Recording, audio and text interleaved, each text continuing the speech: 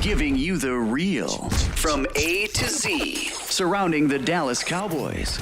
News, updates, rumors, transactions, takes, and more. So strap up, Cowboys Nation, and start your day off with A to Z Sports.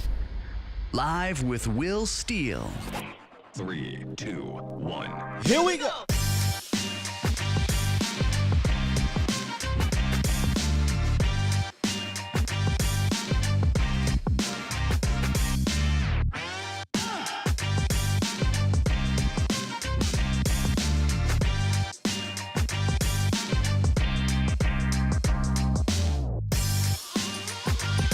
Good morning, good people.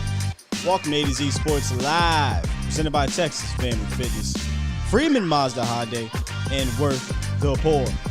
I am your host, Will Skywalker Steele.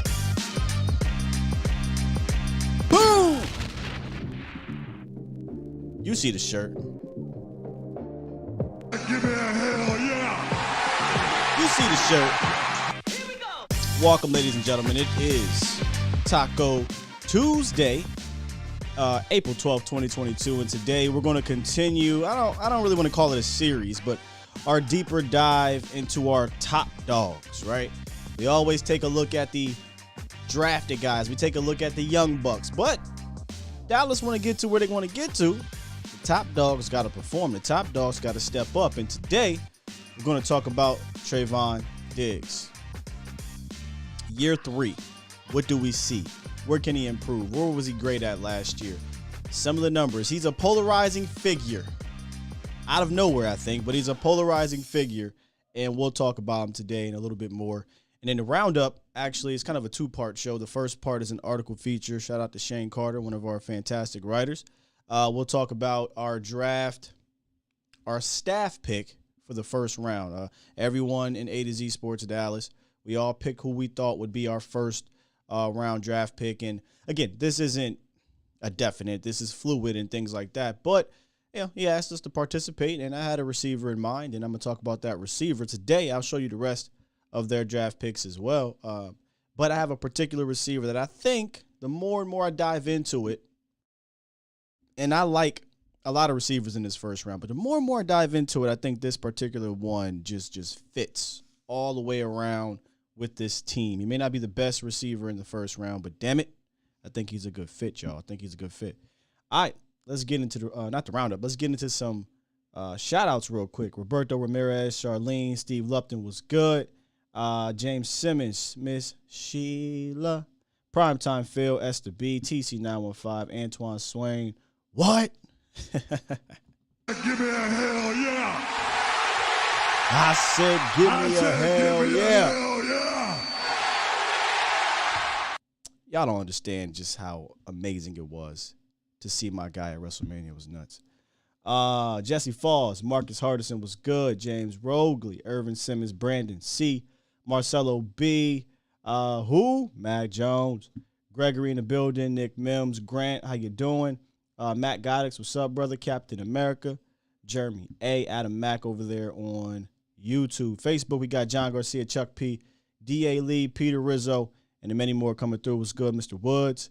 Toxic Tom Downey in the building. B47 Vic. CT Madden here. What's up? I still don't know. Did you win your Madden tournament, CT Madden here? We never really talked about that, man. Good morning, Gregory. Mr. Chapman, what's up? Yeah, I had a great time. Now I saw Steve said you've been on your draft grind across a few channels. Keep grinding, Steve. Man, it's the draft is a grind to me. It is a grind, but it's a grind that you like, right? But it is a grind. I told myself this year, though, I wasn't going to go too far because I'm not draft guru guy. I'm not, the Dane Bruglers, the Vosh Lombardis, the JCs, the Jeff Kavanaugh, the Foots, the Cam. I'm not those guys. I rely on them to kind of point me in the right direction. I take a look and things like that. And then I try to develop my own opinion. But it's draft season, man. We got to figure this out because Dallas, this is where they live and die, is in the draft. And I got a guy for you that I think, well, we talked about him a ton, so it's nothing new, but we'll break him down a little bit more. CJ Richards in the building was good. Oh, you can call into the show. 351-999-3787 is the Pulse of the Nation hotline. 351-999-3787 if you want to talk about Diggs, want to talk about whatever you want to talk about. So let's do it. Let's get into this roundup. Looking at my Gucci, it's about that time. It's time! It's time! It's time! It's time. It's time. Time? It is time for. It's time for the morning roundup. Round 'em up, boys.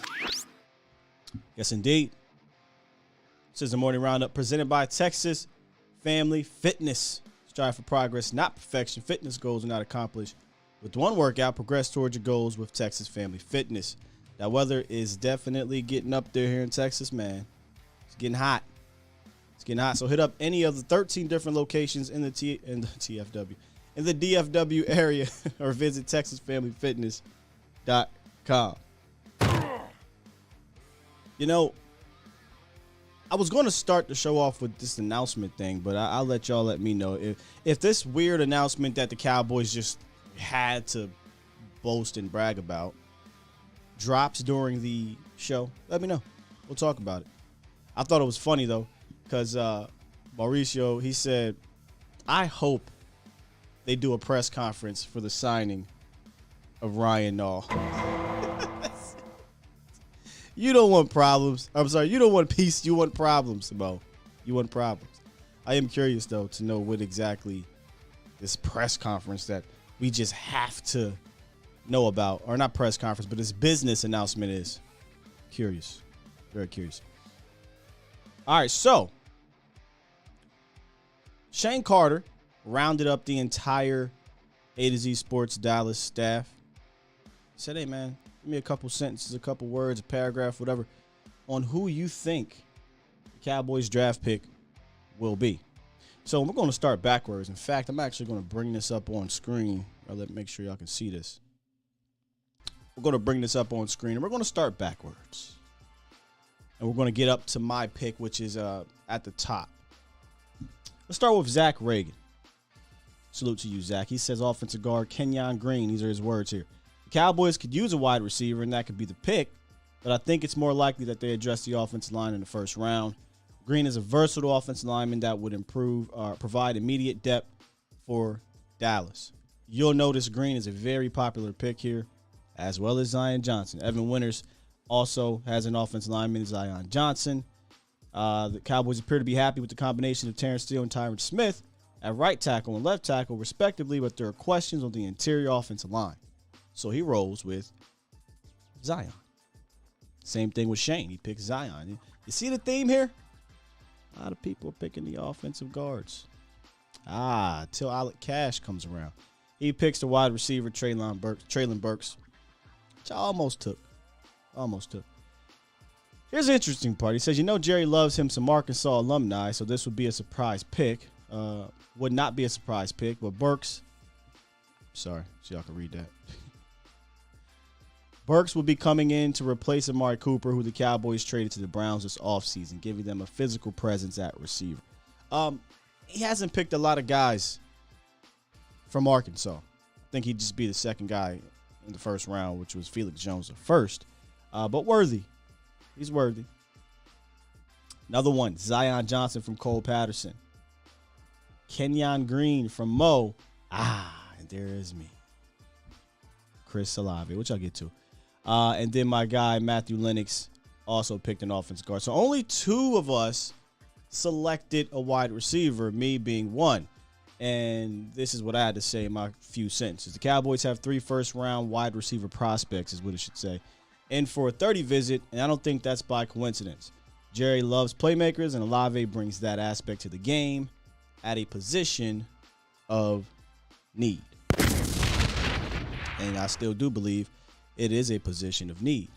Now, Sam says Zion's whack. Before we break down everything, I'm just curious to see what y'all have to say about some of these picks. Sam wants Jameson Williams. We were doing a show yesterday with Vach, and Schrager had Jameson Williams going in the top 10? 10 or 11 or 12, somewhere around there. So he could be off the board. And to me, without the injury, Jameson Williams is wide receiver 1 to me. With the injury, it depends on what you're looking for. You're looking for immediate production right now. I need to have it right now. Or you're like, I can wait. I can sit him out for the 6 to 8 weeks, and I'm looking at him as a 5-year prospect. But I love Jameson Williams. I don't think they'll do it, though.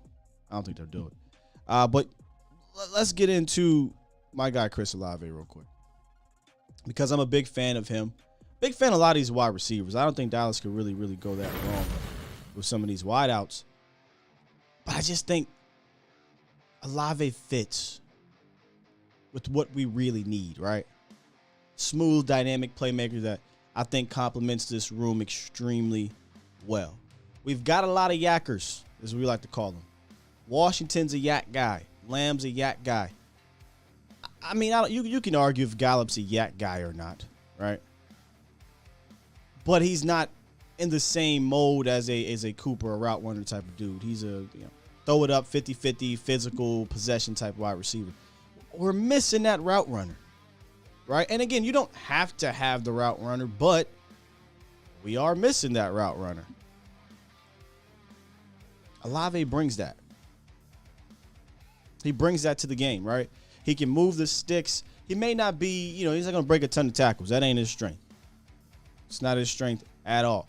But he allows you to keep some versatility, I think, with CD Lamb. We know he can play inside and outside in regards to CD, but last year when Cooper was out and you did have CD Lamb and you had to move him inside, you were bringing in, you ready for it? Noah Brown. And this year, as we stand, you don't have anybody to put out there to be Noah Brown again.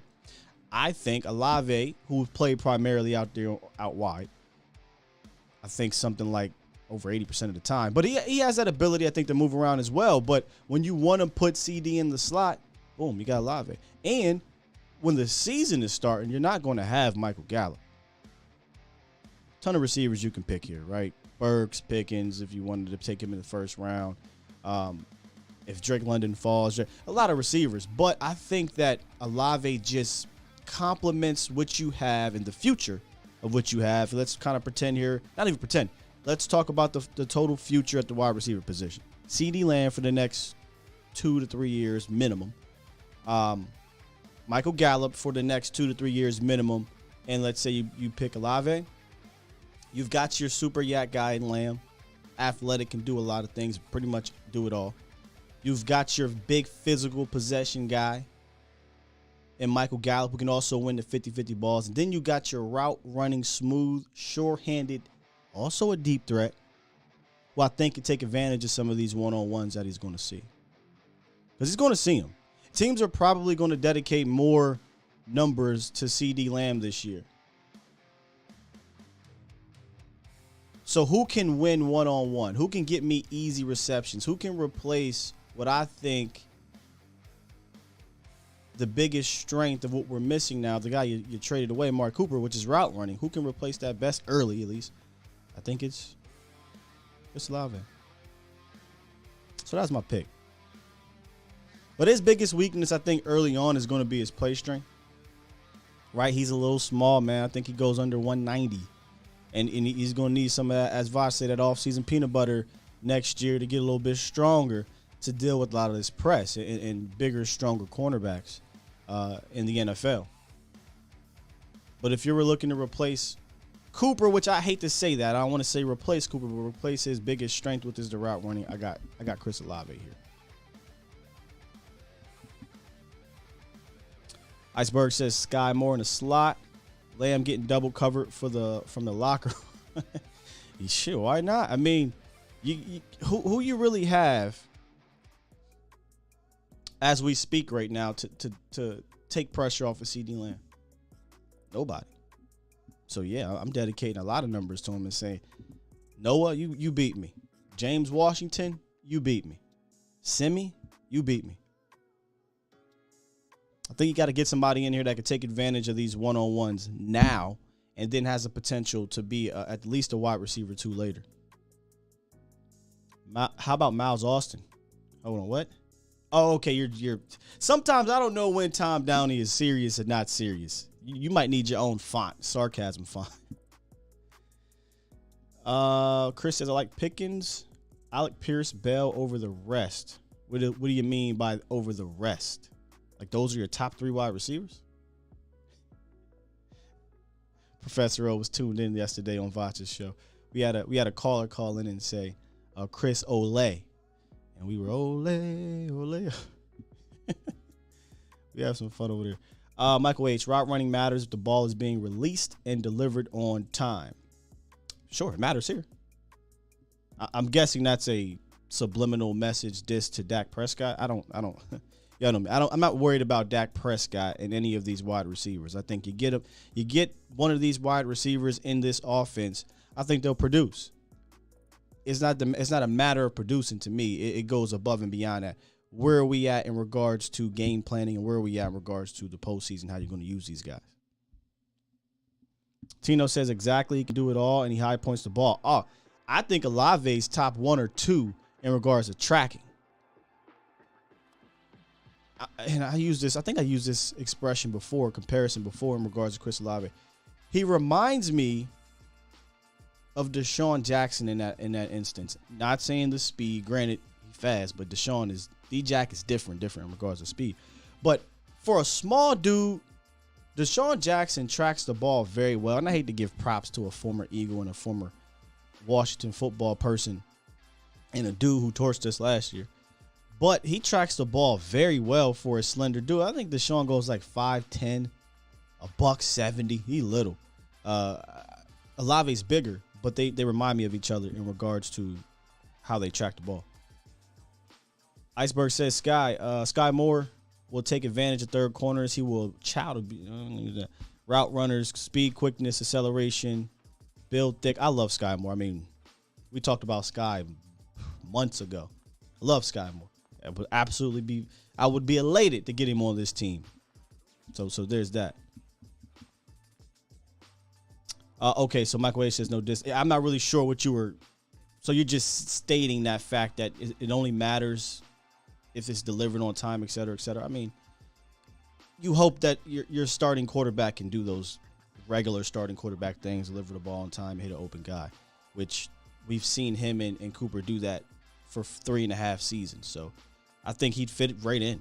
I truly do. And I do think a lot of people, the knock on Dak is that, and Dak will be a part of this week too, is that they need to be wide open in that whole situation, right? They need to be open. They need to create separation. All right, if that is your knock, Olave fits that perfectly. He will get open in short areas, in the red zone as well, by the way, and present himself. Now, he's not a big target.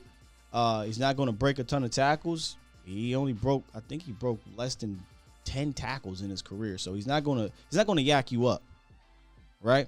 But if you can get him in some one-on-one situations in that intermediate or deep level of the field, especially in the intermediate level and in its space, he don't got to break tackles. Catch it, go, get big plays. Get big plays.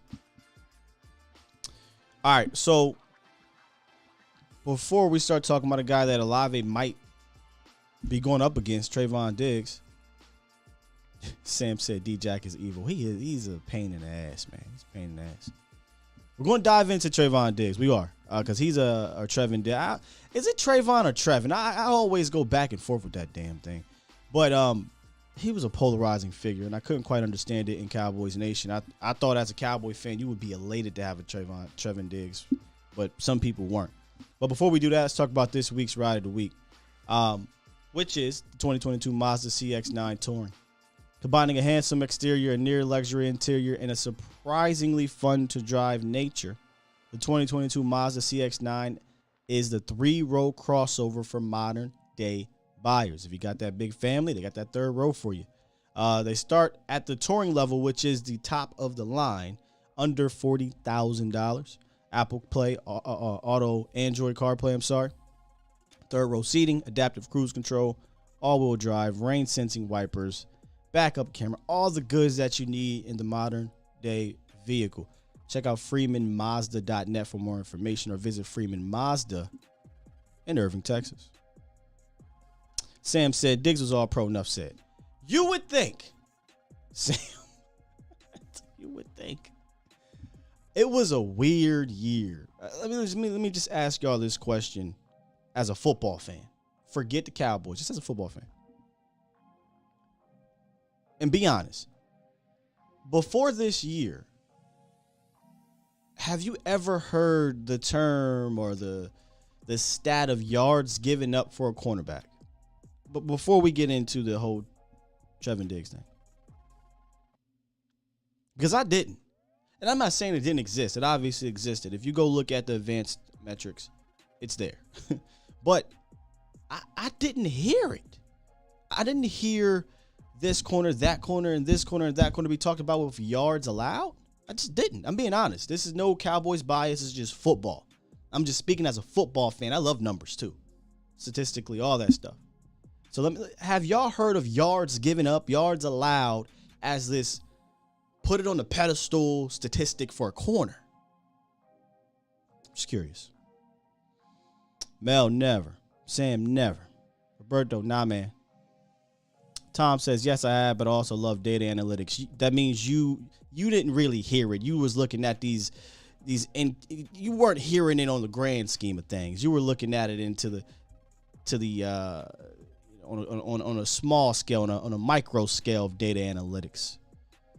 I don't think there's a receiver that's better. Okay, we're talking about receivers. Sheila, no. Edwin, no. DA, that was never important until Diggs. Tell me about it. Gabriel, I never heard of it, but it only really applied to Marcus Peters. Okay, so you did hear of it with Marcus Peters. That would be fair if you heard of it with Marcus Peters, because it's very similar, right? Get a lot of plays, but gave up plays, apparently. Adrian, I'm a fantasy football nut and look for matchups. Okay, that would make sense too, I guess, if you're super into fantasy, especially if you got well, shit. If you are, what's it called, IDP or something like that, where you draft defensive players. I don't like to play with the defensive players in fantasy. You don't care about those yards, though, right? Because you're getting interceptions, right? And you're getting touchdowns from that player. So I'd imagine in fantasy, you don't give a damn about if you're playing in the IDP. But if you're, hey, I got so and so matched up against Trevon Diggs, I still think it's a bit of hit of a miss, because if you go look at the guys that he faced, some of the top guys, he was clamping dudes. I'm just saying. Lauren says only in that Revis year. Okay. Charles never. Jesse never. Professor O says what's funny is there's a ridiculous amount of evidence that yardage is completely irrelevant in win-loss equations. Takeaways are the single biggest correlation. Why are we even talking? Yo! We know why they talking yards. It's that star on the helmet, man. It's that star in the helmet. Okay, I'm glad that because I thought, okay, Adrian said IDP. I knew it. I knew you played some damn IDP. I thought I was crazy. You know, I'm sitting here as the year's going on. I'm watching Trevon Diggs just kill it. Diggs is just killing it. You know, he give up plays. You know, go watch the rest of the damn league, man. Hey, go watch Jalen Ramsey. The prototype, right? Shout out to John Cena, the prototype. Why are we pretending these dudes ain't giving up? In fact, go look at the playoffs. Jalen Ramsey got torched. I love Jalen Ramsey. He got torched. He got worked against Mike Evans for a big play. He got worked in the Super Bowl for a couple big plays. And I get it, the face mask part in the Super Bowl. But this is what they like to do to Diggs. Oh, yeah, he got that interception or he got a couple pass breakups, but look at that play. Well, I didn't see Ramsey in the playoffs get interceptions or I mean, I could be wrong. Maybe he got a pick. I don't remember it, though. I know he did against the Niners at the end of the season, but I don't remember him getting interceptions after that. So I'm just saying. I never understood the slander with Diggs. And neither did Jalen. So Jalen Ramsey, not too long ago, went on the Pivot podcast, and he spoke about, he hates being compared to Diggs because they play differently. And that's true. We're going to actually talk about that. And then Ryan Clark started talking about, well, Diggs gives up a lot of yards, but Jalen said, well, we play differently. And this is what I mean by that. So I'm going to let you listen to what he had to say when he was explaining their differences in their game. We play like, I ain't gonna lie, I hate it when people compare me and we play like. I ain't gonna lie, I hate it when people compare me and Trevon. We play okay. like. So that audio is acting funky on me. Let me see if I can try to bring it up one more again. We play like. I ain't gonna lie, I hate it when people compare me and we play like. Okay. I ain't gonna lie. So so we won't be able to see it, but you'll be able to hear it. I'm about to play it outside here so you guys can hear what he's saying here. It's important. It's important. We play like. There we go. I ain't gonna lie, I hate it when people compare me and Trevon. We play completely different. Like, I always play out of phase. He always plays in phase. Yeah. Well, also, Trevon gave up over 1,000 yards. That's because he always plays in phase, but he also had 11, 12, maybe 13 You picks. got to make 12 picks if you give up the most yards in the league. But he plays different though. He plays in phase. I play out of phase. You take chances. No, he said he does. He takes chances. Yeah, I was gonna say that some people take chances, some people don't. Exactly. Yeah, it's just a difference it's a different style of how he plays. I agree. If you are a guy who plays in phase a lot, like he does, you're gonna have to have a lot of picks, which he does though. Yeah. He does. So it's working out for him. He's one of the best at doing that. Yep. Same with JC. He does, yep. We play like. So that's Jalen Ramsey, all-world cornerback, discussing the differences in his game and in Trevon Diggs' game, which a lot of people don't really want to hear, I think the average fan and it's weird because you think the average fan would look at the total of what Trevon Diggs is as opposed to look, people put out these metrics and things on Twitter and ESPN and Ryan Clark's of the world to try to essentially come at and discredit what Diggs has been doing. Now, he talked about in phase, out of phase. And some people don't know what this even means. But Nick Saban, I thought this was great that somebody posted this so people can have an understanding of what this exactly means. And I'll read it in case you guys are listening and not watching. Nick Saban said, let me explain it to you this way. There's two positions you can be in when you're defending a receiver. You're either in phase with him or you're out of phase with him. Now, in phase means that you're pretty much even with the guy as he runs straight downfield. But if you can see the guy's numbers nearest to you, you're in phase when you're covering him down the field. So when he gets through the move area defined being 14 to 18 yards down the field where the guy is going to break a route in or out. We play a lot of close coverage. We're in bump and run a lot. We're in that position with the guy when he gets in the move area. Now, if you're in phase with him, when he gets into the move area, you should become the receiver and look for the ball. That's what you should do. And then the ball has to go through you. So you see Diggs do that a lot, sometimes to a fault, right? Looks back at the quarterback. He plays the receiver like he's a receiver because, well, he was a receiver. And he's still learning this position. He's only played this position, I think it's like 4 years, but to see the progression is unbelievable, right? Going into his third season. People forget, it was a year two guy doing the things that he was doing.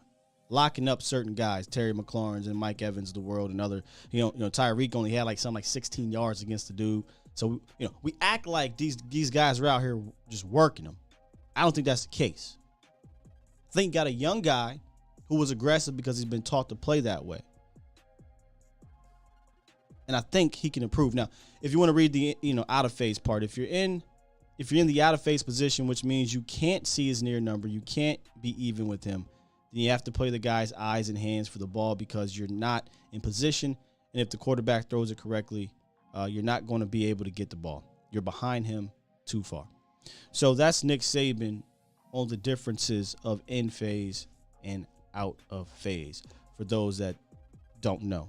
And that's still very detailed football stuff. So that's, if you didn't know, that's not nothing to be ashamed of. That's some detailed stuff. If you played the game, you know. If you studied the game, you know. But not everybody has done that. So it is what it is. Let's take a look at some of his statistics, good and bad, from last year. Good and bad. Of the cornerbacks targeted at least 80 times, he was 6th in completion percentage and 2nd in passer rating. By the way, he led the league in interceptions, right, with 11. And I believe 21 total pass breakups, but they include the picks. But where I think even more so than the coverage aspect, because I think he'll just continue to get better as a cover corner. And he gave up the most yards as a negative part. But I think the missed tackles, right? I want my corner to be a cover guy, but obviously there's going to be times we need to count on you to get to be a short tackler. And that's where he could improve. He could stand to improve the greatest is tackling. He missed 10 tackles last year, but the missed tackle percentage was 16%. That is really high. We want to get that down. We want to get that thing down to under 10%. Now, that he may never become a short tackler. That may never be in his wheelhouse. But it doesn't mean he can't get better at it, or at least attempt to get better at it. Right? So, that's Trevon Diggs. I don't quite understand the slander on him. I get wanting him to be better, but here's the crazy thing, man. Imagine this. If he gets even better, which I think he has the potential to be, where do you go from 11 interceptions? That interception number is coming down. It has to. It's not possible to, it's only happened one time in the history of the NFL. Well, I'm sorry. One time since 1980, I think it was. Everson Walls. So, getting double-digit picks, 11 picks doesn't happen.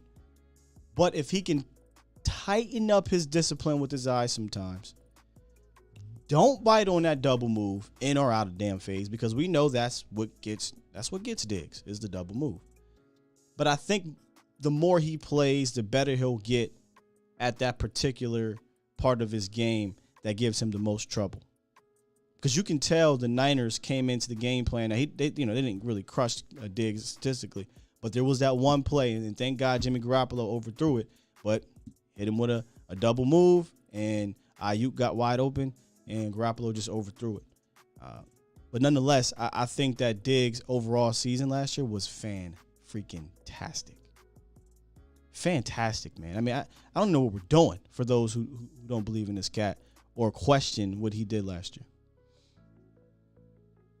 Super chat. B. Bird, appreciate the donation. He says, I'll give up the difference between Diggs' yards allowed and the league leader. Give me the picks. You can keep your 400-yard difference. Facts. Q-Dog. Super chat. Diggs' comp is Xavier Howard in play and pay. Well, they're going to have to pay him, Q-Dog. We'll see what happens. Xavier Howard's another dude gets crazy interceptions. Let's get Reek on the horn. We got him waiting. What's up, Reek? Yo, what's going on, Scott? What's going on, Cowboy Nation? Like, share, subscribe, and all that good stuff. My thing this morning is Diggs. He's a number one corner in the league. You know what I mean? He's I would say he's close to a 1A. My thing with Diggs is I think that he should put on a little bit more weight. And the reason I say put on a little bit more weight is because he is more like he's on a Akeem Talib type of level, but he just got to get better with his tackling than me, because they should be coming at him a little bit more. And you're right, that 49ers game, yeah, they studied him, you know what I mean, because they put some real speed guys on him to put him in the spin cycle a little bit. I would say that's one of his things too, that he's not the best at, with a lot of speed guys with a little bit of wiggle.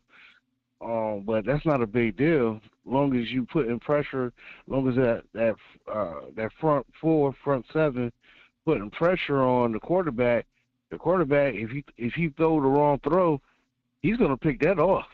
I'm glad you brought that up, because I think if you want to get maximum value out of him, boast that front seven. Fire up that pass rush, because there's no other cornerback in the league I'd rather have when that ball's in the air and he's got a chance to go get it. Did he lose a few? Yeah, he lost one to Tim Patrick. He lost one to, I don't even know the dude's name, in Washington. But he's going to win majority of those things. And he grabs the ball like a wide receiver. So if you want him to continue to get high number of picks, make sure that pass rush is still beastie. And you can have a great pass rush and have a corner that still doesn't get a lot of interceptions. Diggs is different in that regard. Yeah, Diggs, he's a chance taker, and that's what we've been missing on this team for a long time. Just a person that's going to take a chance if he sees that quarterback throws the wrong pass, he's going to go at it, and that's what I give him. That's what I give him a lot of his props for. And his deficiencies is very low. Him not doing certain things at the certain best, like far as speed receivers, like I was saying, and a little bit of tackling, because he do be trying to strip the ball a little bit too much sometimes. For my liking, instead of just hitting somebody or wrapping them up, you know what I mean? But see, that's why I think that this year, that's why I think that they need to add Boss Man Fat on that field, because he's that physical corner. He's going to jam you at the line. He's going to come down and tackle. And that's why I really believe, like, Brown needs to be in the slot. You might see it. That's what you might see. Yeah, because I think if those three out there, I think we got a good damn chance to make something happen. It's just a couple little pieces that we need, as far as a better middle linebacker. I think they really need to address that too in this draft. Like, they need to go get them a tackling middle linebacker that can, if he's not the best green dot guy when he first come in, he can learn how to be one of the better green dot guys. They're not going to give them the green dot. They're going to keep that. They're going to keep that with J-Ron. So I'm not worried about the young buck, whoever it is, coming in and having to, dictate the defense. That'll be J-Ron Curse's job, right? I just want my young buck to come in at linebacker and, like you said, be a tackling machine and free up Micah Parsons. That's what I'm saying. because he needs to be the person that can move around on the board the most. You know what I mean? And I think that if we get somebody in that middle, that's that tackle machine, like you say, and hopefully, what's my man Jabril Cox come back healthy? We might have something special going on back there, man. Well, you know what I mean? defensively, I know that we need. I think you're going to be good. I wish they would have got a real difference maker, defensive tackle, or not necessarily a difference maker, but an upgrade at that one tech spot, or another linebacker. But you're not. I think defensively there are less holes than there are offensively, and then you got Dan Quinn that help you mitigate that difference. So I feel much better about the defense than I do the offense. I really don't have a ton of complaints on that side of the ball. I would like them to address defensive tackle, and I would like them to address linebacker. Other than that, I think it's sitting pretty. I mean, you can address the depth at defensive end. I think losing Randy, affects that depth a bit. I know people are high on Dante Fowler, but I think, like my man said, you got DeMarcus Lawrence, and then you got a rotation. I would love to get another dude on the other side if they can, but nonetheless, I feel good about the defense moving forward. Yeah, I feel good about them too, man. It's just a couple pieces that I think that they should really look into as far as that linebacker spot, like you said, defensive tackle. And I really hope that Bohanna is taking this challenge on by everybody talking about defensive tackle, because I really hope that young guy, you know what I mean, is eating that off-season peanut butter like Bosh be talking about, and lifting them weights so he can get on his level, because I think that he has a little bit of potential too. You know what I mean? I feel like he has potential too. And then like Odigizua, you know what I mean? I think he's gonna be a better player too. You know, that's my year two jump guy right there. Me too, man. And I think which color gonna be? I pray Golson be better too. Cause I just see these dudes trying to take that next level leap. My thing is with wide receiver on the offense, we need speed, man. We need some speed out there. We need some people out there who can take the top off the defense. You know what I mean? I don't, if we get Olave, that's great. But my whole thing is like this. Dak needs some speed. He needs some little fast guys that can catch the ball and be gone, or run straight down the field and he throw it up and then go get it. We ain't had speed on this team in a long time. And that's my thing, man. Just get this dude some speed and somebody that can block his face. That somebody up there that won't let the pocket get pushed back into Dak's lap. Those are two biggest things I think that we need on offense, if you ask me personally. Well, I'm going to get up. Okay. All right, brother. Appreciate the call. All right. Peace. I think what you're going to see is them address those two positions, I think, in the top 2 rounds. I could be wrong. They could get a linebacker. I would love to. But, again, they're putting themselves in that corner where they have 3, in my opinion, 3 top needs. Wide receiver, offensive lineman, and linebacker.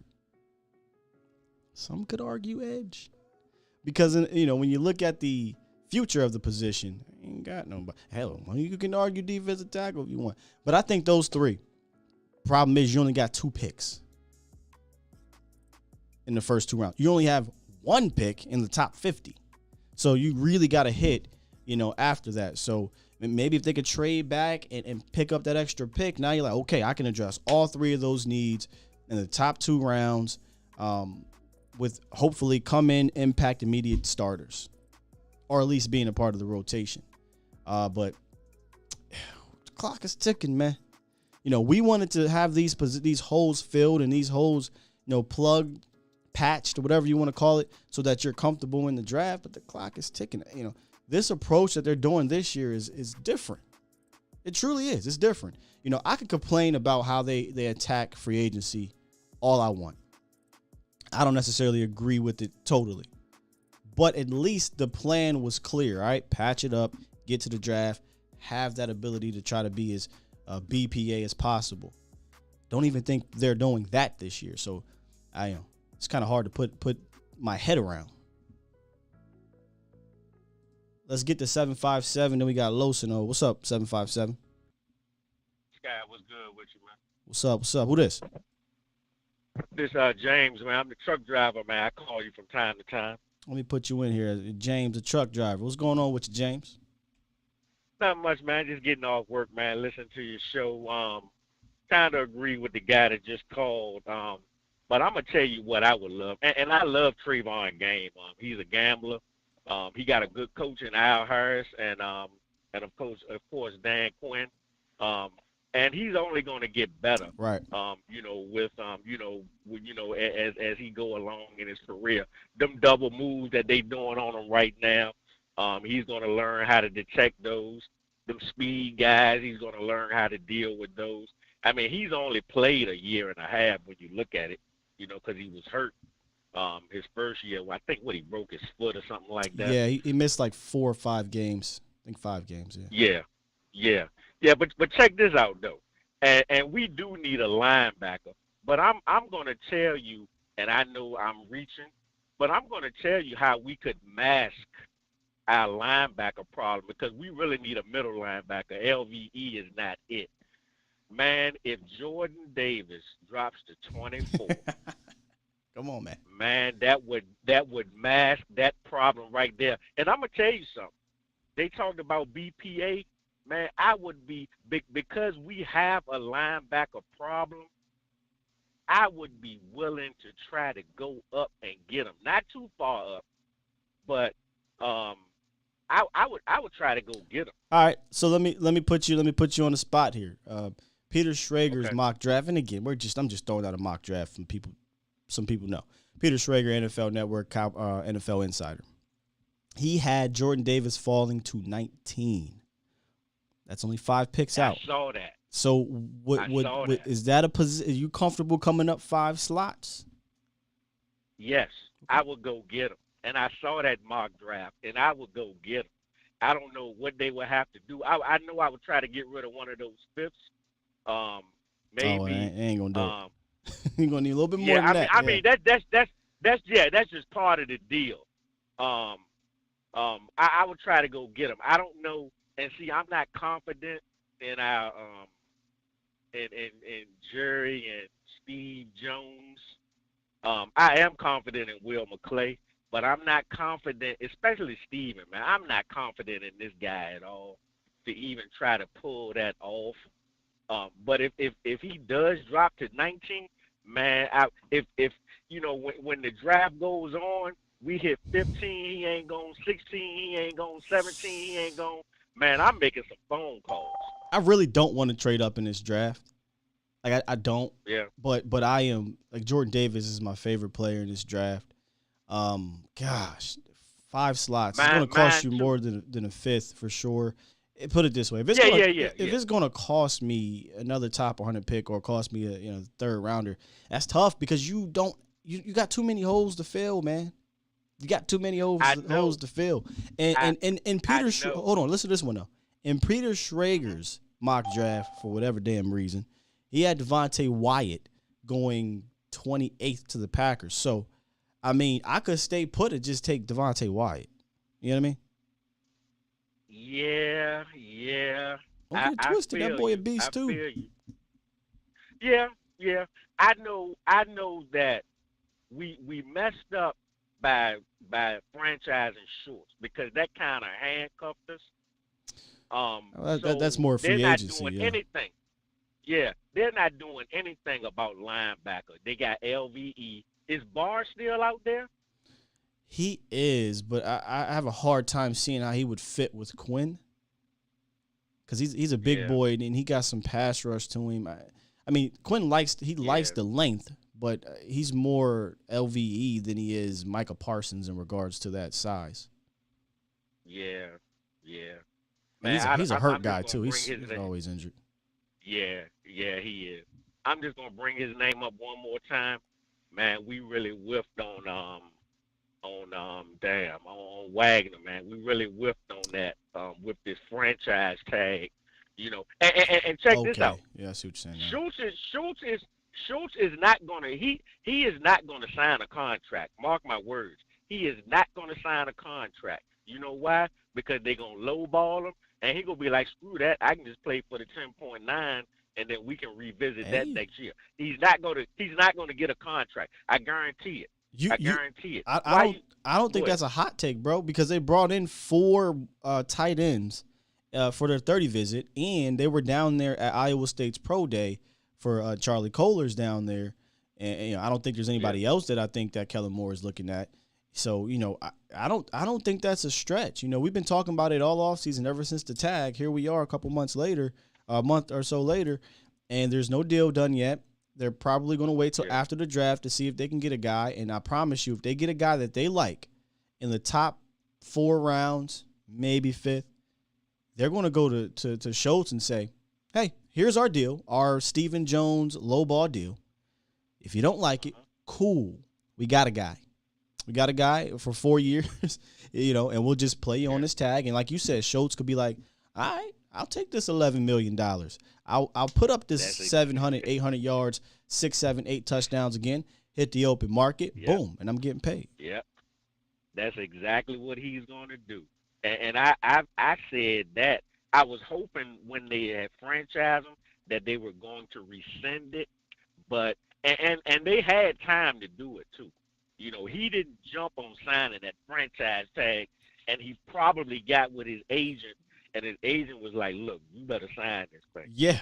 You better sign this thing before they rescind it, because you're not going to get this money on the open market. I kind of agree, and I'm not knocking Schultz. I just don't know how many teams will pay him $11 million a year. Yeah. And I'm not knocking Schultz either, but he's a product of the system. He's a 7-yard and fall guy. That's what he does. He broke some tackles last year, though. He's breaking some tackles. Yeah, I know what you mean. I know what you mean. though. He's not the wiggle guy. Yeah. I get what you're saying. Yeah, I'm just messing with you. Yeah. I mean, I just want. I don't know, man. I guess I'm asking for more. Yeah. And I'm really just pissed off about this. The franchise, when we could have did something else with the money and let him hit the market, and then they could have revisited. You know how they do. Go on out there in the market and see what you get, and come back and tell us what you got.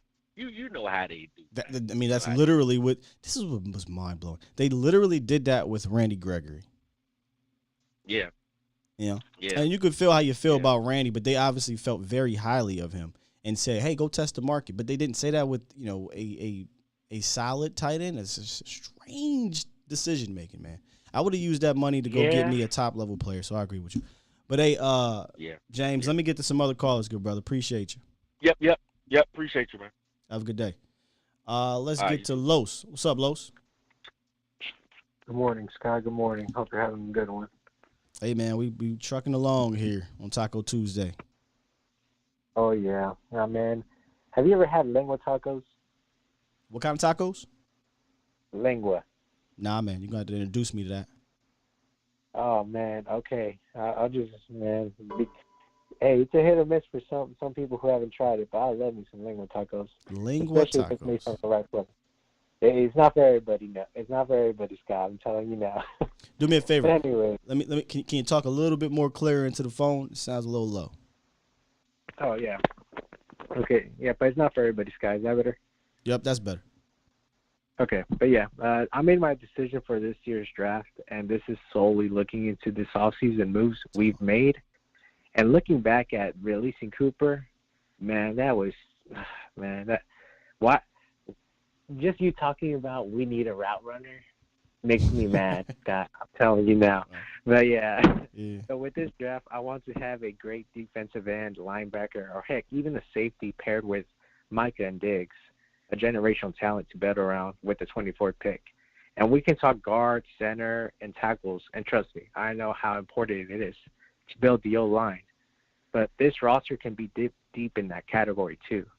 And this is hypothetically, right? Let's say a player like Jordan Davis, Kyle Hamilton, Karlaftis, Trayvon Walker, etc., right? Names that I'm saying fall at 24, right? You pair that with that, and then you get Slayer in the second round. You already hit off 2 needs right there. And what's your thoughts about that, Sky? So who's the first pick?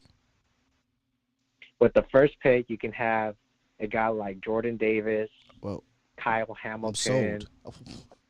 What? Trayvon Walker. Who else? Karlaftis, high motor guy. Come on now. And these are just names. You give right? me some dudes. Yeah. I'm Yeah. I'm elated if I get those type of guys in round 1. And then you get your guard in round 2. Yeah. I'd go for that.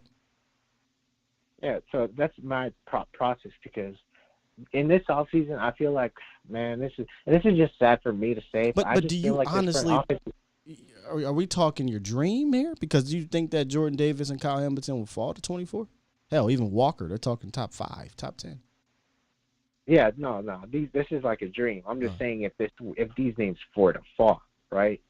And you pick up some of these guys, and then you can get a guard later, instead of picking up what's available. But yeah, I'm not because I'm not 100% sold on. I mean, I'm not 100% sold on any position in round 1 because the needs you have.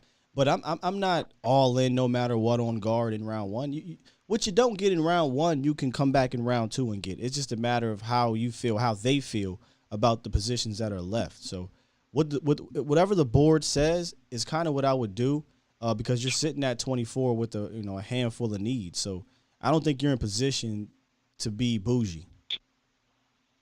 Exactly. And then I'll leave it with this guy. I've made my list about the wide receivers, and I'll just give you 7 names. And keep in mind, the Traylon Burks and Chris Olave, and these names will not be on that list because we all know those are already studs. So I've named them by categories where I feel comfortable drafting these guys. All right. So for my second rounds, I have Dotson from Penn State, He ain't gonna be there. Neither is Pickens and Shakir. Oh wow, you got Shakir pretty high. I was hoping Shakir could fall to 3. If we don't land a receiver in round 1 or 2, I would love to get a Shakir in round 3, but you might even have to move up for that. I think you're going to see a run on these wide receivers, so you might be right. Shakir might go round 2.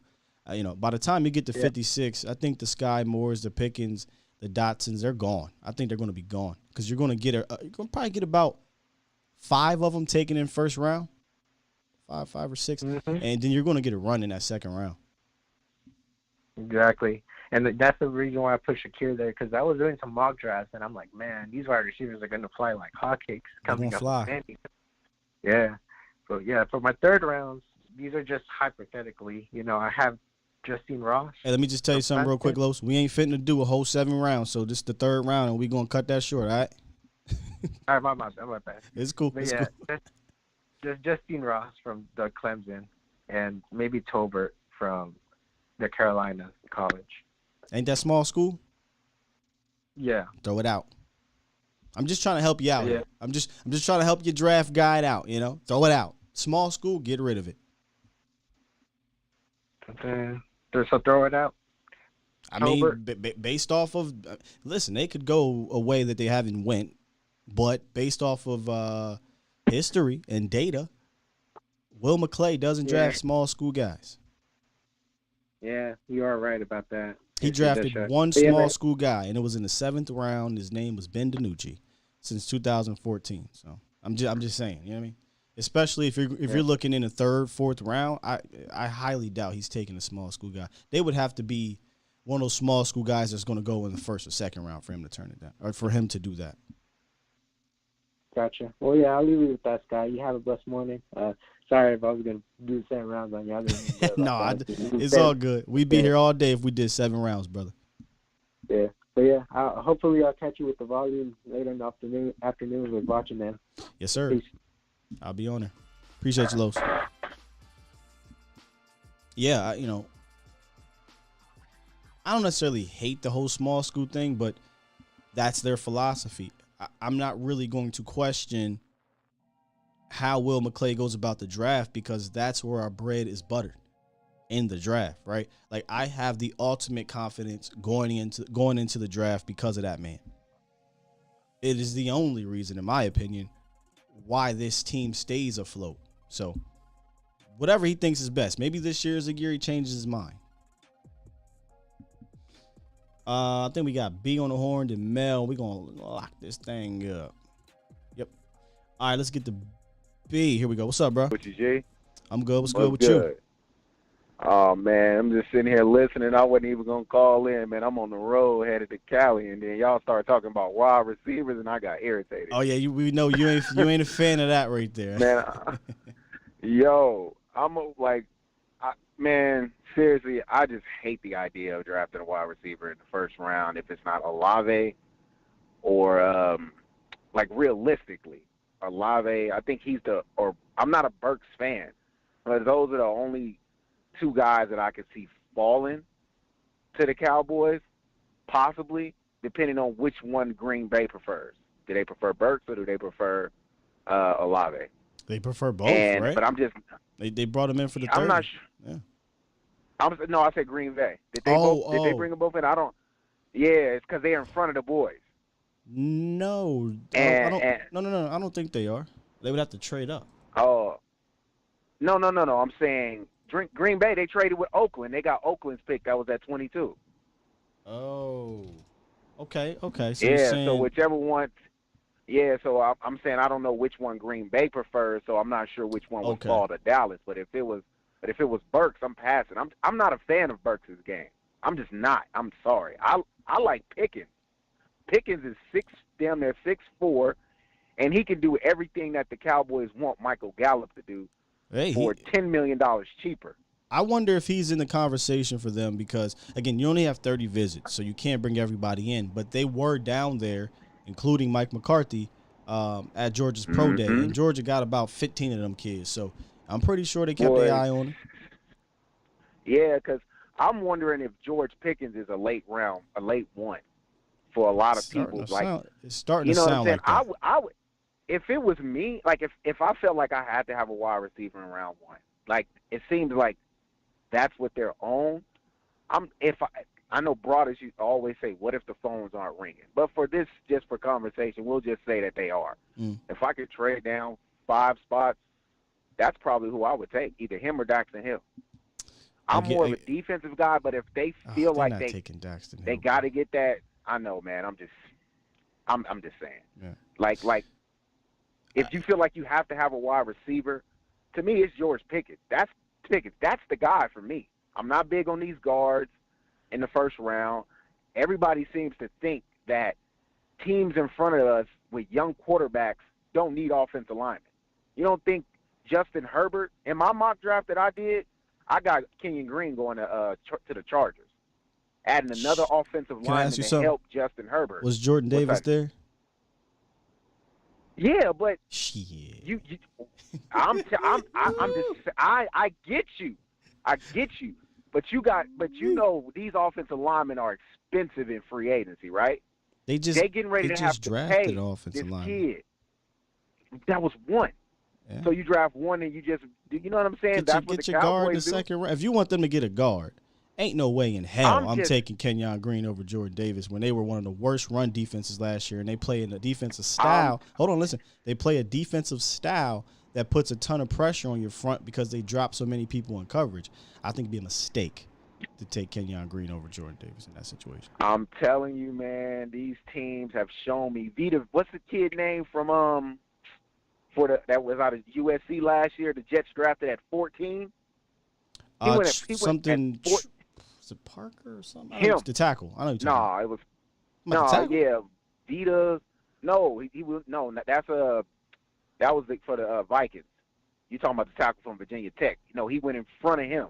It was out of USC, right? I forget his name. Something. Started with a V. He was a Hawaiian kid. Somebody in the chat would probably get it. I thought the tackle from USC went to the Jets. He was a guard. Yeah, they moved. He was a Tucker. Yeah, Tucker from USC. He was a guard or a tackle that was moved to guard. So I don't know who you're talking about. Yeah, him. But what I'm saying is these guards. I think Kenyon Green has a chance to go sooner than people think because everybody's board is different. Yeah, I'm nitpicking. I'm nitpicking on the Chargers with you, but you're right. Somebody could take Kenyon Green. That's a possibility for sure. The Steelers need offensive line help, and they took a running back. They need a quarterback too.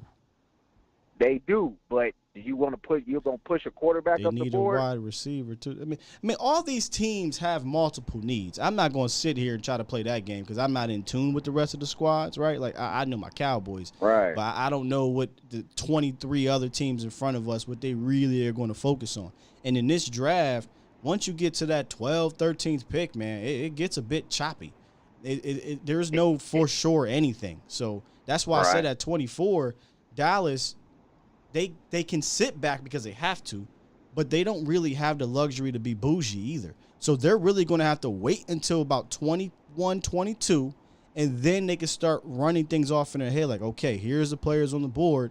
How do we feel when we line these guys up? Because we need this, and this. Do we have the luxury to take this, that, and that? It's going to get real funny. What's so crazy to me is we so pressed about getting a wide receiver in the first round. You just signed Michael Gallup to I know it's technically a 2-year deal, but the total cost of the money was $65 million. You're getting ready to pay CeeDee Lamb. Do we need a wide receiver in round one? I understand Michael Gallup is not going to be available for the first 4 games of the season. You don't but need personally, any of these positions. You don't need that. Hold on. You don't need any of these positions in round one. There's 7 rounds to the NFL draft, and you have 3 top 100 picks. You don't need one position in round one. You need a lot of positions in round one. Let me ask you That's this. what I'm trying to get at. This guy. And wide receiver is one of them.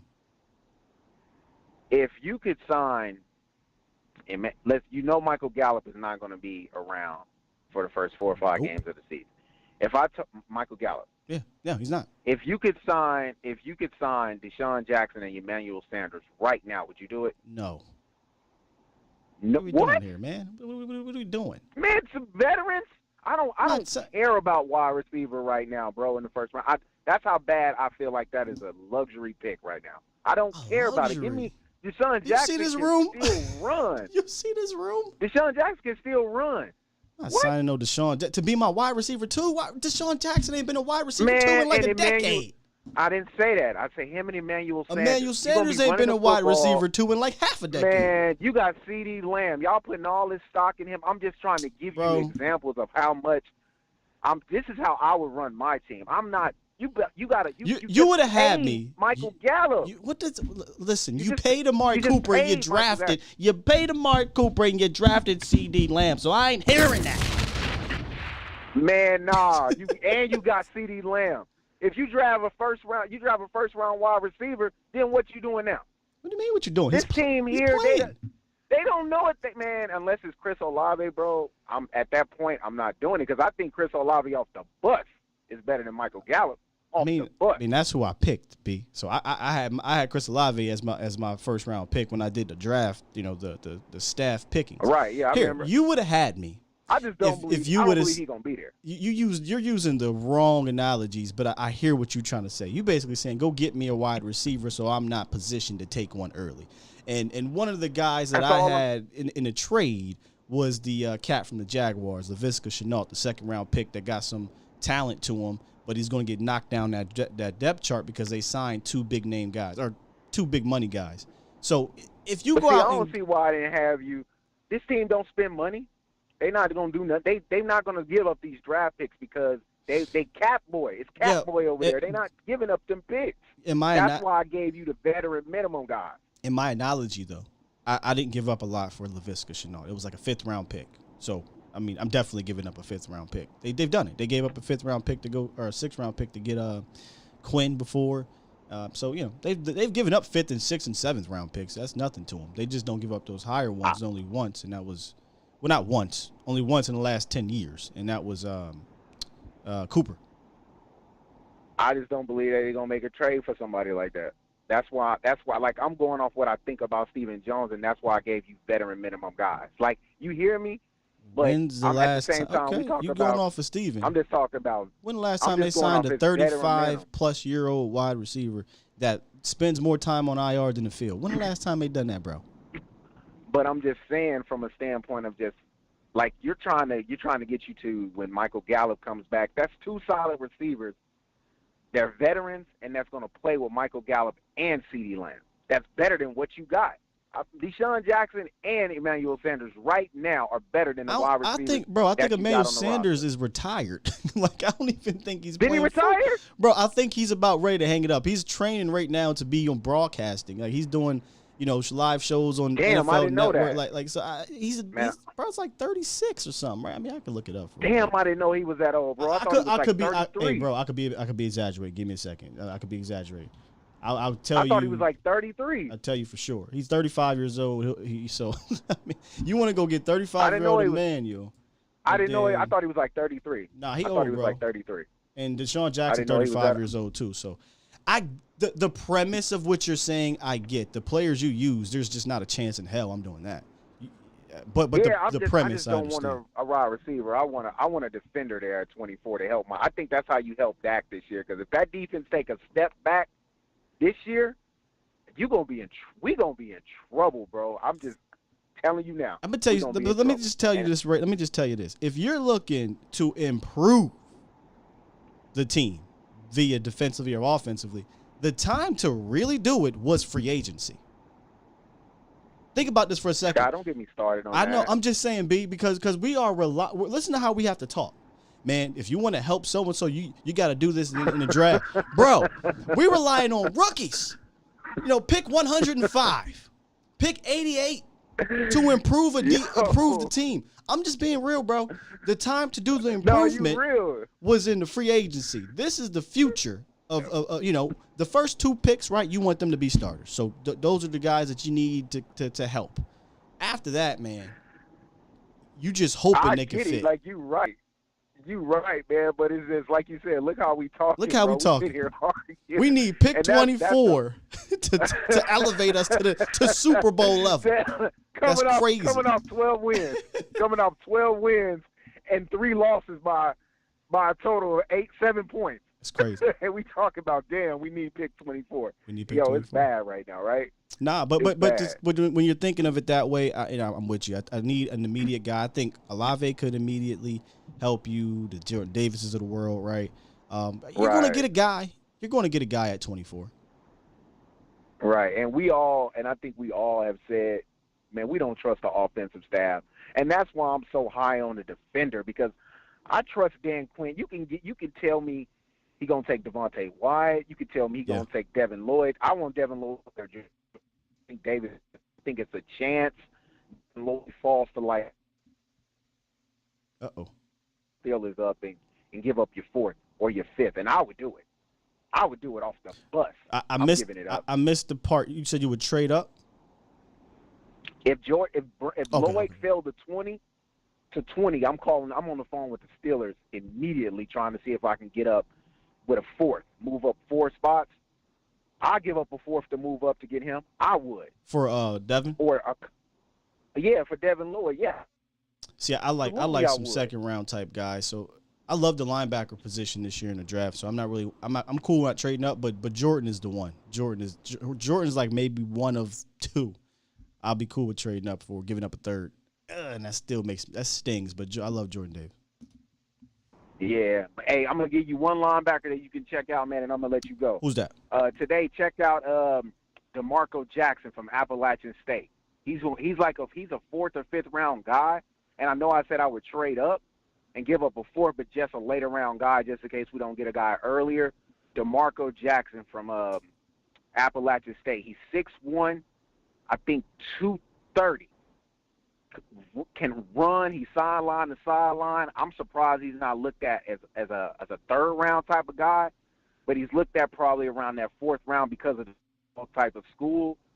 It's still, you know what I'm saying? I don't think Appalachian State is that small, but check him out and tell me what you think, G. I'm gonna do that just for you because I know if you'd have gave that name to Will McClay, he'd have threw that shit right out. He don't like them FBS schools. I know he don't like them, but he can. This dude can play, man. I'm gonna look him up. No bullshit. Like, I know. I'm gonna look him up. Yeah, look him up and tell me what DeMarco you think. Jackson, I'll App State. You next week. All right, bro. Appreciate you, B. Yeah. All right, G. All right. Yeah, I'll take a look at him. Definitely because we'll be doing the draft anyway. Real quick before I get the mail, let me get to a couple super chats that I did not get to. B. Bird earlier said I give up the difference, but I already did that one. I would do a 3rd for Davis. People overvalue the draft. Davis is an athletic freak like Parsons. Trade draft Davis and Don't Look Back. Scared money don't make no money. Yeah, he's the one for me. And the third is where I top it off. I try to find a way. I think somebody talked about this a few days ago. If I'm going to give up my third, then hell, use those fourths and those fifths to get back into the third. Ken. Q-Dog. Super chat.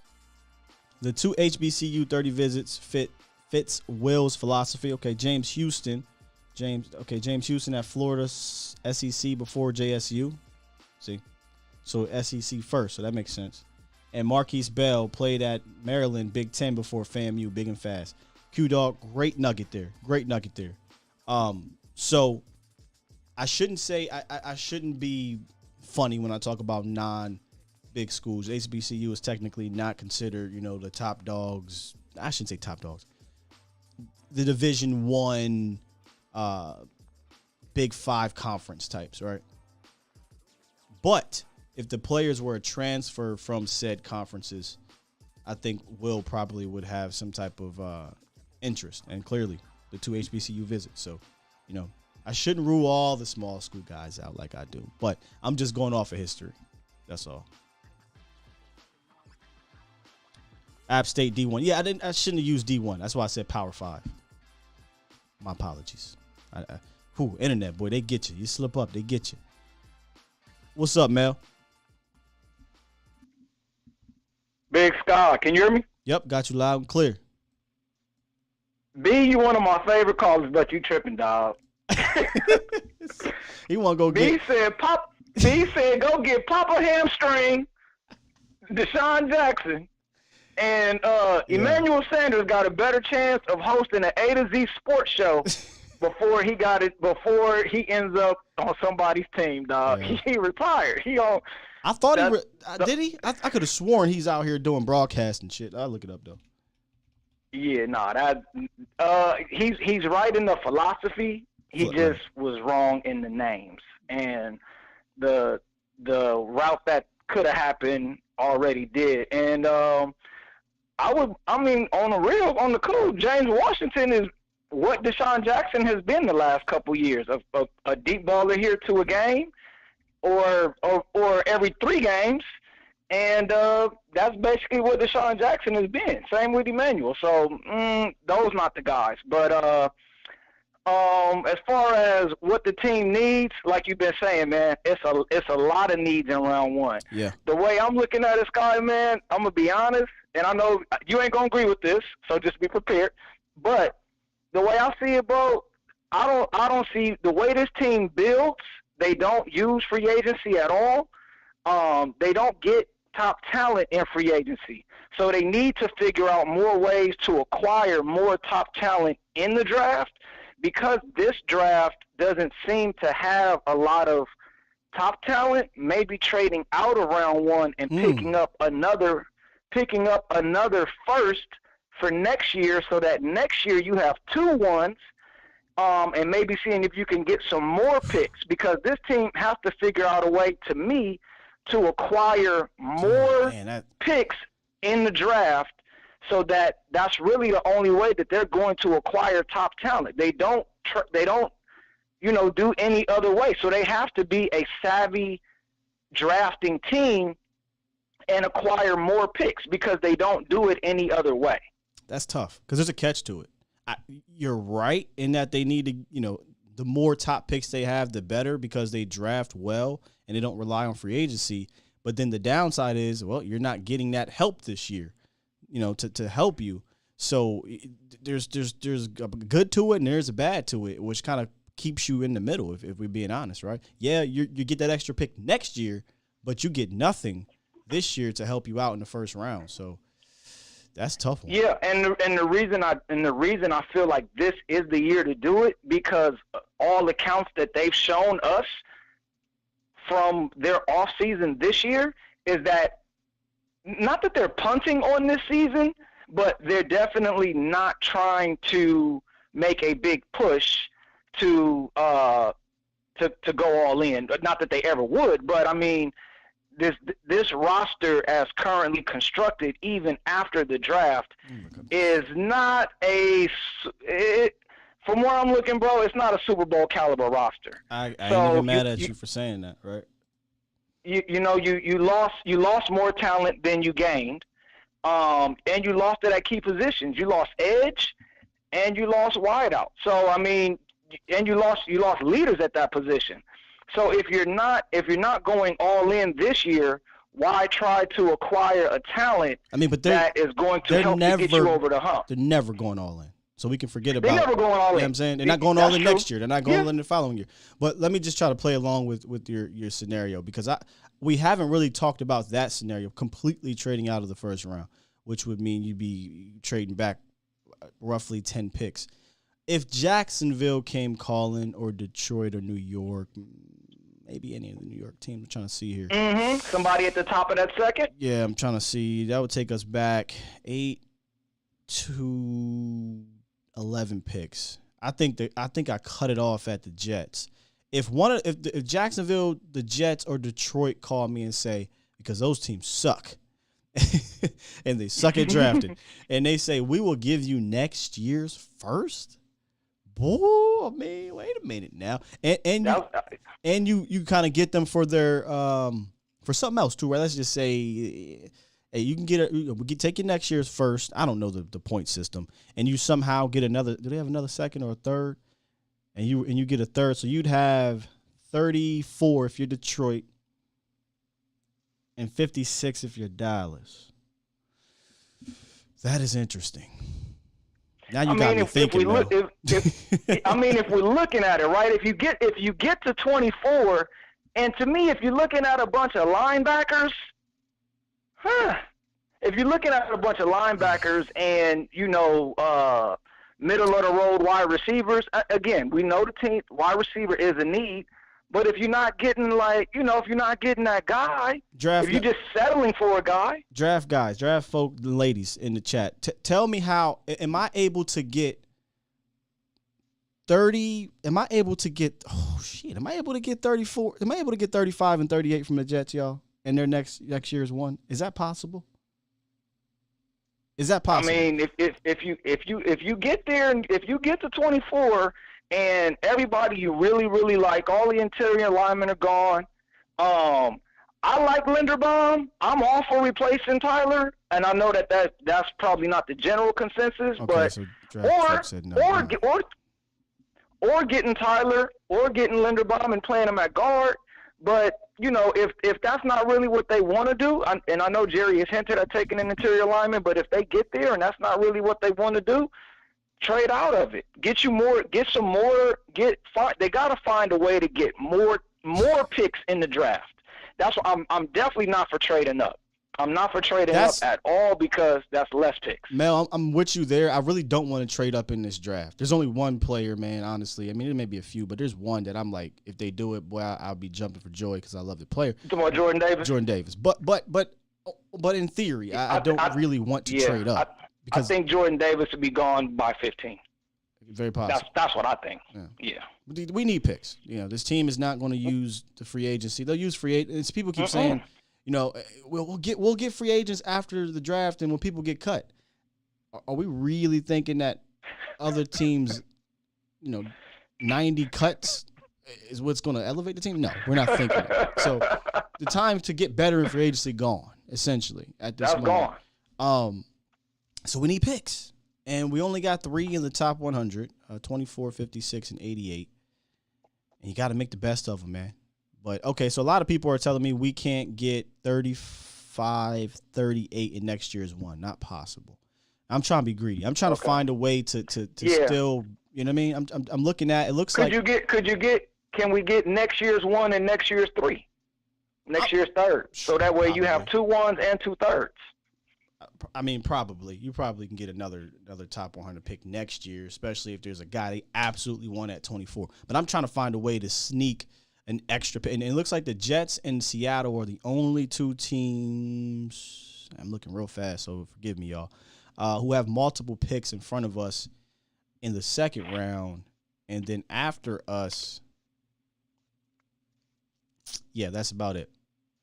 In the second round. So. Yeah, I mean, to me, it's just, I don't see anybody that this year from just following you guys. I checked out you and Vach on the volume yesterday. Make sure y'all go over there and check that out. I think it's, what is it, 3 p.m.? 3 p.m. 3 p.m. Central? Yep. Yeah, so make sure y'all get over there and check that out. But I was watching that, and there doesn't really seem to be anybody that could move the needle for us, because we have a lot of needs. I mean, the team has a lot of needs, and there doesn't seem to be one guy, or like you said, outside of Jordan Davis, or really a plethora of guys at a couple of positions I'm being biased with Jordan Davis. You can still get Devontae Wyatt and Travis Jones. You'll be all right. I like Wyatt. Yeah. So I agree with you, and I'm all for trading back. In fact, that is the dream scenario. People ask me, what's your dream scenario in the first round? Honestly, if I could trade back 3-4 positions and pick up an extra third, man, that is love, because now I got some extra ammo to help this team out. But I just never thought about trading out of the first round. So I'll definitely digest that today, Mel. Maybe I'll bring it up to Vach later today, because that is a very interesting question that I just haven't really seen talked about in a draft that, like you said, once you get past the top 10 to 12, 13 guys, it's you can get a guy that we're seeing getting mocked to Dallas at 24 will go at 13. So it's all over the place. Yeah, I mean, unless what usually happens is those quarterbacks start really getting pushed up. But usually it happens by now. Yeah, yep. It's only maybe 2 to 3. Pickett. Yeah, Willis, usually that has happened by now. Yeah, it doesn't seem to really be happening this year. So, if it was like B said, if I was running the team, I would be trying to get out of this first round, man. Give me another first for next year. Give me another third for next year. Just try to get through this season healthy, because that's all they seem to be doing, man. But anyway, bro, I'm going to go on and jump off, man, and listen to the show, partner. Appreciate you, brother. Great call. Sir. Great call. Thought-provoking. Going to make me think about it. I just really wasn't thinking about getting out the first. Somebody said, Marcus B., where is the needs? Interesting. It's the same team from last year besides Cooper. Before I answer that question, Marcus, is that necessarily a good thing? I mean, you said besides Cooper, besides Randy, besides Lyle. There's more players. Besides, said Wilson. There's other players that are not here. But I'm curious if what your thought is when you're saying this, because I can't read tone in text. Where is the needs? It's the same team from last year besides Cooper. Is that a good thing? I love this quote, and I always say it's Joe Paterno, but it could be somebody else. If you're not getting better, you're getting worse. So you just said they're the same. I'm just curious what that means. But it is a lot of players they brought back, like 13 of them they brought back, which I don't necessarily agree with. And a lot of them have been 1-year deals. So the needs. You need defensive tackle help. You don't have one tech, essentially, right? You sign back Carlos Watkins, but that's a one. Mind you, needs aren't necessarily just this year. It's also projecting out to the future beyond 1 year. So obviously defensive tackle. You need an offensive guard. If you believe it's not a need and you think that we just slide McGovern, McGovern's on the last year of his deal. He's been benched twice. So McGovern's not necessarily a guy they're highly confident in. Defensive end. You don't have a bookend guy opposite of DeMarcus Lawrence after this year. And I'm hesitant to even call Dante Fowler that. So you still need an edge, especially for the future. You got a bunch of DeMarcus Lawrence backups, in my opinion, in regards to Armstrong and Golston. Those guys are guys that really should be backing up D-Lo. So you need that. You need a linebacker. You just do. You got 2 guys under contract after this season, and the 2 guys that they signed back, are you really confident in LVE and Luke Gifford being those dudes? And then the other guy, Jabril Cox, who I love, and I think once he gets back healthy, he'll be fine. Towards ACL last year. LV is the same guy they didn't pick up the 5th round pick for and only got paid like $2 million up to $3 million in free agency. Nobody else really wanted. So I just gave you 4 of them right there, right? I didn't even bring up wide receiver because a lot of people are, B even said it. Wide receiver is not a need. I personally think it is. They gave themselves an out for Michael Gallup. We just saw how it played out with Amari Cooper.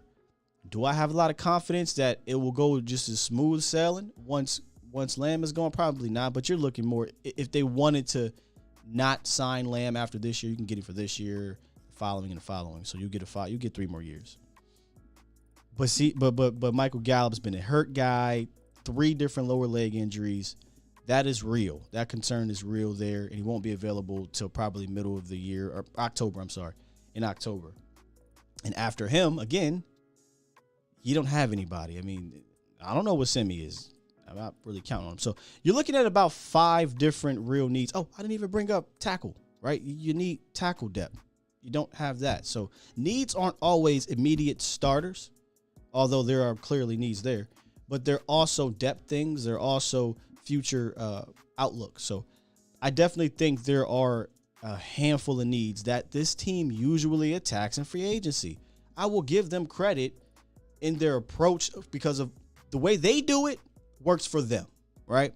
Go out here, plug these holes in free agency. You did that last year. You're not doing it this year, at least yet. So at this moment, those would be my needs. Stephen White says Vasher sighting 6'6". I mean, we're looking at that as blind optimism. I hope, man, that'd be awesome if Vasher and Fehoko can be those guys. But I have more faith in James Washington because I've seen him get it done. Hell, I have more faith in Noah, and we're talking about Noah Brown, right? So I'm curious. I didn't really go back and read what you said, B. You said next year we'll have a free agency too to sign a bunch of 1-year down roster guys. Yeah. This is what this is what you have to deal with in this approach. You need these draft picks to hit hard, right? You got to because they don't want to use free agency to get guys to mitigate that development process. Oh, I didn't even bring this up.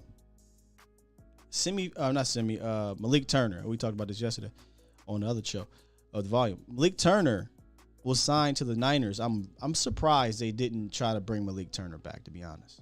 Not that Malik Turner moves the needle at the receiver position, but as a depth guy, wide receiver 4, 5, hell, let him compete for 3. I would have loved to see it. Special teams, dude. I'm just very surprised they decided to bring back a Noah. How about Noah Brown? A lot of people may not like Noah Brown, but he finds a damn way to stick around. Somehow, some way, he finds a way to stick around. But honestly, if you said, would you rather have Noah Brown or or Malik Turner, I would have definitely took Malik Turner. I'd have took Malik Turner, y'all. But Turner is a 49er now. He gone. Okay, Marcus, he says, I believe those young players will continue to grow. We got better because of the growth of the young players. That is the hope. That is the hope. Like, growing is cool. They're going to naturally grow.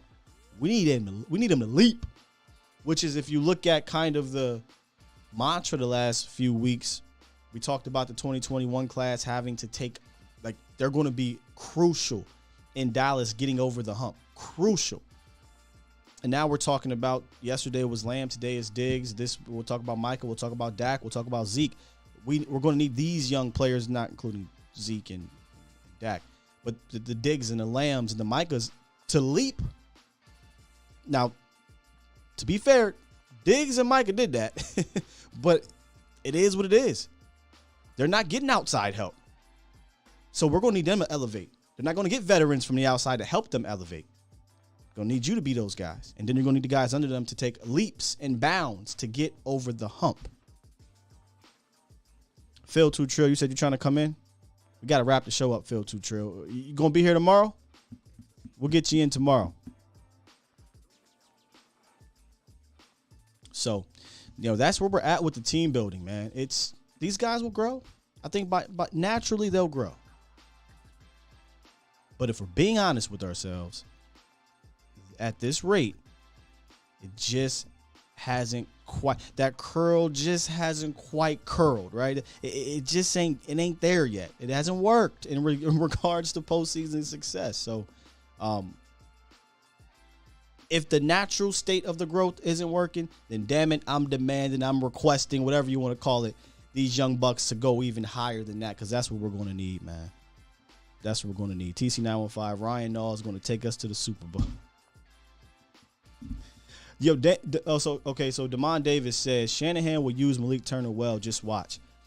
I said this yesterday on Vacha's show. I cannot remember the cat's name that torched the Rams in the season finale to get into the playoffs. But go look at that kid. He reminds me a bit of I think how they'll utilize Malik. Now, Malik could not make the team, but just Shanahan just gets the best out of these guys.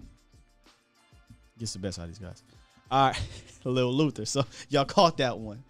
Which one are we? We Big Luther, we Lil Luther? I don't know. We'll find out. Man, great show.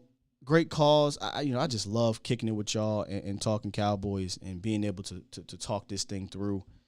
Utilizing y'all help. I don't ever pretend like I know it all. I never pretend like I'm some prophet or anything like that. That ain't me. End of the day, I'm just as much of a fan as y'all. I may study a little bit harder here and there because I want to make sure I know what the hell I'm talking about. But y'all help me out a lot, man. I appreciate that. Stephen White said, "Oh, but look at the safety." Yep, ain't happening. We know that ain't happening, Stephen White. Come on back tomorrow about 8:15-ish. Y'all know how we do. I told y'all yesterday I got to get with Mo. I think this week we're going to have him on. Still deciding on that. And also trying to get a player on as well. It's tough getting these players. With that said, man, y'all enjoyed the rest of your Taco Tuesday. Come on back tonight on the channel, A to Z Sports Prime Time with Mo. You can check me out later as well over on The Volume with my guy producing this show, Vacha Lombardi Show. Good stuff. And if you missed everything, you just want to listen, download all the apps, Spotify, Google Cast, Apple Podcasts, and run that thing back. Love y'all. We out of here. Peace.